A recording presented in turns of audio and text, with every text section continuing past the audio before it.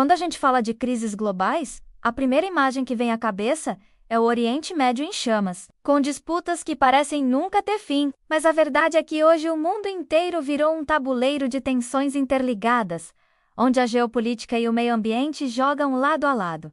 E adivinha, isso pode cair direto no vestibular e no Enem. Olha só. De um lado, temos guerras que alteram o preço do petróleo, influenciam rotas marítimas e mexem no bolso das grandes potências. Do outro, desastres climáticos cada vez mais frequentes, que além de matar, deslocam populações inteiras e criam o que os especialistas chamam de refugiados climáticos. Já imaginou estudar para a prova enquanto milhares de jovens como você, em outras partes do planeta, estão tendo que abandonar a própria casa por causa de enchentes, secas ou incêndios? Pois é, entender essa conexão é essencial, porque a questão ambiental não é só sobre aquecimento global, é sobre poder, sobre território e sobre quem vai ditar as regras do futuro. Vamos começar pelo Oriente Médio.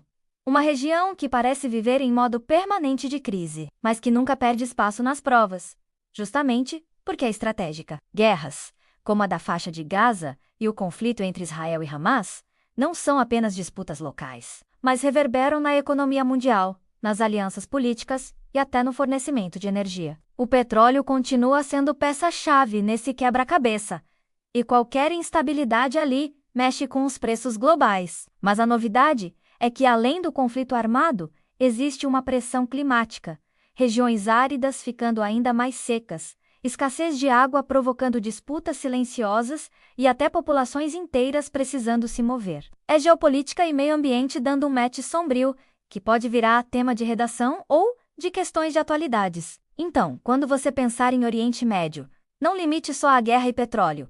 Inclua a variável climática, porque ela pode ser o diferencial na prova. Só que as crises não param por aí. Se olharmos para além do Oriente Médio, vemos uma sequência de fenômenos que parecem capítulos de uma mesma história. Inundações históricas no Paquistão, incêndios gigantescos na Grécia e no Canadá, ondas de calor brutais na Europa e secas severas no Brasil, que afetam desde a produção agrícola até a conta de luz que chega todo mês. Cada um desses eventos não é isolado, mas parte de uma engrenagem global em que o clima vira agente político. Governos discutem metas em conferências climáticas, empresas usam a bandeira da sustentabilidade como estratégia de marketing. Enquanto isso, populações inteiras enfrentam insegurança alimentar, falta de água e deslocamentos forçados. O clima, que antes era um detalhe de geografia, virou assunto de geopolítica, economia e até de segurança internacional. E quando esses temas aparecem juntos, é exatamente aí que a banca do vestibular adora cutucar, pedindo para você relacionar causas, consequências e soluções possíveis. Agora, pensa comigo.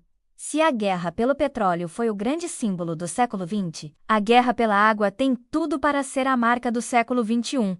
O aquecimento global acelera o degelo das calotas, muda o regime das chuvas e bagunça os rios que sustentam milhões de pessoas. A crise do Rio Tigre e do Eufrates, disputado por Turquia, Síria e Iraque, é um exemplo claro de como o recurso natural vira arma política. E não é só lá fora. O Brasil também tem conflitos internos envolvendo água, seja no agronegócio, seja nas cidades que sofrem com falta de abastecimento. Esse é um ponto de ouro para a redação, porque conecta uma questão local a uma pauta global, mostrando como o estudante sabe fazer relações críticas. Além disso, em provas como o Enem, é muito comum ver gráficos, mapas e charges que exploram justamente esse contraste entre abundância e escassez, fazendo você interpretar além do texto escrito.